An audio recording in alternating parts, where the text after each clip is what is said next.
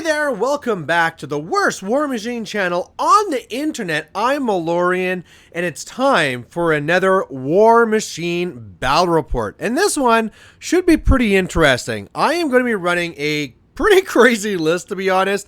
I had this weird idea. That defenders are good, and that, if you want to have something that has long range, good shot, range presence, and then also can punch something in the face really hard, defenders are actually pretty solid for that. And as well, I like the hijinks with Kane 0 and the whole I'm going to zap you with Thunderhead and then teleport you back. And you know what makes all the stuff even better? Well, it's Siege. So this is going to be basically a gun line with Siege that if it needs to, like if you have something that says like you can't shoot at all, I can still get by, right? Ragman's in there. All these things are hitting at POW 19. During the feat, there'll be one big, huge super hit. So I can basically fight in combat if I need to, but in general, I can shoot things. So it should work out okay. My opponent on the other side there, he's going to be running Zaateroth. This is Devyn, one of our newer players. And yeah, he has a bunch of nasty crab infernal things, and they're going to come over here and do mean things to me. Now, the nice thing is that I have really good long range. Even though Zaateroth will reduce my range by 3, that still means that my range 16 guns are now 13, and that is outside of the threat of the crabs, even with the gate teleporting it. I should be calling them tormentors. I shouldn't be calling them the weird silly names. So that's really good. Also, the other part too in this matchup is that Zaateroth's feat is +3 defense, but hey, we're Signar. We have super high rat, and so if I need to, I just boost a hit, and even hitting them on the feat turn shouldn't be a big deal. So I'm feeling pretty good about this matchup. So looking at the board here, I got the ability to not go first. I lost that, so I picked this side over here. And looking at the terrain, some things I should really explain is that we don't already have some of the 2D stuff for like the burning and clouds and stuff. So on the right by my objective, that is just a regular cloud, whereas the part that's by me that has like rubble with something upside down on that saying BS, that's actually a flaming rubble. So that's going to be fun. Otherwise, what's going on here is I'm really setting up here to try and control and fight for the center, whereas Kane 0 and Thunderhead can probably fight off and live on the right side. And then on the left, Savio, your job, buddy, is just to hold down that zone and just try and contest it. So that's my idea, and we'll see how it goes. All right, so first turn, pretty straightforward. He runs up. He's going to be making a Desolator that's going to be walking back. And yeah, he has some Foreboders that are going over there on the left as well. So I got to watch out for a few things. I mean, I did say that I out-threat him unless he kills one of my guys, and then he can, like, basically Road to War, one of his things for, just as the horror version. So that is something I have to be very careful about, especially when I have all these little mechanics in the back that could very easily die. But at this point here, I have no shots, so I just have to set up. So that's what I do. I go up there. Kane puts Fire for Effect up on his Siege and then hides on the right. I have the Thunderhead that runs behind the cloud because, hey, I can just walk forward and shoot. I don't really care. And then otherwise, I'm going to be making my little foxhole in the center there, so that's going to be cover for me. I'll charge into there with Siege. Everything else just kind of runs up. And then on the left, to try and keep myself more safe, I have Acosta go into the trench, so that he is really high defense. So even if he tries hitting me with some spells and things, he probably can't get it off. And then I should be safe there. To first be threatening. I mean, that's what I want to do right now. Even though I'm guns, I'm also hammers and swords. So I want to be threatening so he doesn't come so far forward, so that I can be safer further back shooting on these later turns. So on his turn then, he is going to be summoning in another Tormentor, so hooray, more crabs. And then otherwise, just kind of spacing out, just trying to make sure he has several things inside the zone. And same thing with the Tormentor on the left side. With the Forebodor, he actually tried hitting with his spell, but he missed. So I could have actually dodged closer, but at that point, the Tormentor hadn't gone, so that's okay. Now, I think the big mistake he did make here is that Nicaea went into my right zone over there to try and contest. I don't think he knew that Thunderhead could just zap and kill it. So now, this next turn, I get to score, and I'm in a pretty interesting spot if I wanted to be. I think I could very easily go up there with Thunderhead, zap Nicaea on the right. By the way, this is the feat turn, though, so I do have to watch out. This is the feat turn.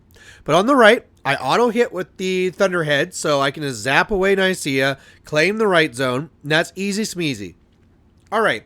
If I just ignore the middle and stay a little bit further back, I can just destroy the objective on the left, and I can destroy maybe that Tormentor as well, especially if I go and I pop my feet. I don't know if that's worth the feat, but then I could also run something to the flag and be outside of countercharge range, and I could potentially be scoring 4 points this turn. That was my idea at the beginning here. I don't think that my idea on the left is going to work, though, so I probably just want to stay in close and try and kill off one of these Tormentors in the center, maybe in the Desolator, just to try and take away some of that armor cracking. But yeah, that was going to be my idea, is basically do not engage in the center, back up, shoot off a heavy, and then score on the right, and just be happy with that.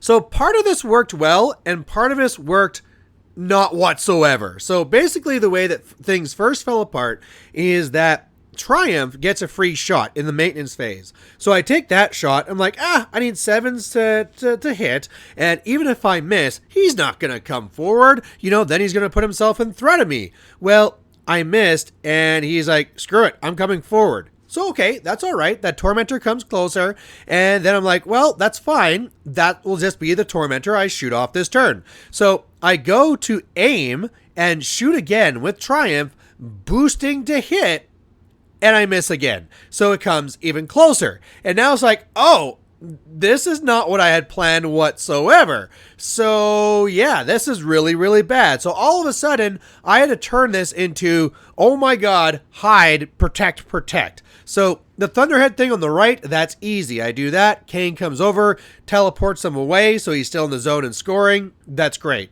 Otherwise, everything else tries pulling back. I shoot the objective, so I can at least get that too. You can't see Acosta, but he's on the far left corner, so far, far away, contesting that zone. So I have the throwaway Firefly that has to have a toe in the zone, so I don't make it that easy just to give that away. I'm not even sure if that was even worth my points, but yeah, as you can see, everything else had to kind of like pull back, and yeah, this is not the way I wanted this turn to go. So I go up 2 points to 0, but scary times. So what he does in his turn is basically beats a bunch of stuff up. He goes into the objective on the right, destroys that. On the left side, because he destroyed something, he actually did that from destroying the Firefly. He then moves the Tormentor on the left so he can get onto Acosta. As I mentioned, it killed the Firefly in the center. He summons another something, I'm sure. I thought it was another Desolator. Oh no, that was in the other game. He must have summoned just another Tormentor or something. I don't know. But as you can see, this is not going very well, because even though I was up 2-0 in scenario, well, now he destroyed my objective, he scored the center flag, he scored the center zone, and he scored the left zone, so it's now 4-2. So he is now up on scenario, and he is arguably up on attrition, especially when now he has more heavies than he did before, and I am like way far back and in trouble. Like even contesting that left zone would be very difficult now. So luckily I do have an out. I think he did make one big mistake, which that he put out the whole like scything touch up onto the Tormentor, which he really didn't need, right? A Tormentor can destroy a light, no problem, easy smeezy.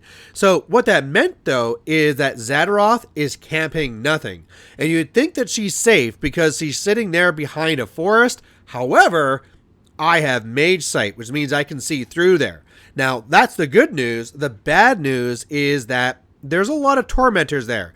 Tormentors that have countercharge and can't be knocked down. So what I'm going to need to do here is try and like tie things up, try and bait things, and then try and finish things off after. One of the nice pieces in this is that Triumph has dual attack. So I can go up there, eat a countercharge or two, probably still be operational, get off a shot, and then he'll be engaging those things so they can't further countercharge. So that's what I do. I go up there with Triumph. He countercharges with 1. I do 1 shot into Zaateroth, do a little bit of damage there, and then otherwise, Siege goes up, pops feet, puts down the mage site, and then the rest didn't even matter because his shot was able to finish her off, so I didn't even need any of the other defender shots. So really, again, this was only possible because he put out that scything touch he didn't really need. If he was camping too, I really don't see this happening. I mean, these shots basically get transferred away, and then after that, I have 2 shots that I'm hoping finish the job, and if it doesn't work, and it probably won't, because I can't even get like a lot of these other shots between the rough terrain, and I can't be engaging that Tormentor. I could probably only get like 1, maybe 2 other shots on her. It was going to be a real reach to try and make this happen. And of course, in this stage here, if I go for the assassination and fail, I'm just dead. So, like I mentioned, Devyn is a new player, but as you can see here, it's not like he made super major mistakes and got stomped. No, he did very, very well, had very great control of the board. It was just one simple mistake, and he was very happy just to re-rack and go again right after this. So, great game. I love seeing that the Siege1 kind of like jank list was able to get a win. Obviously, it probably doesn't really have the tools, though, like I was really hoping it did. But hey, it's always fun to try out some new stuff. So anyway, if you have any thoughts on the game, the list, anything like that, please post it down below. And otherwise, we'll catch you later. Bye.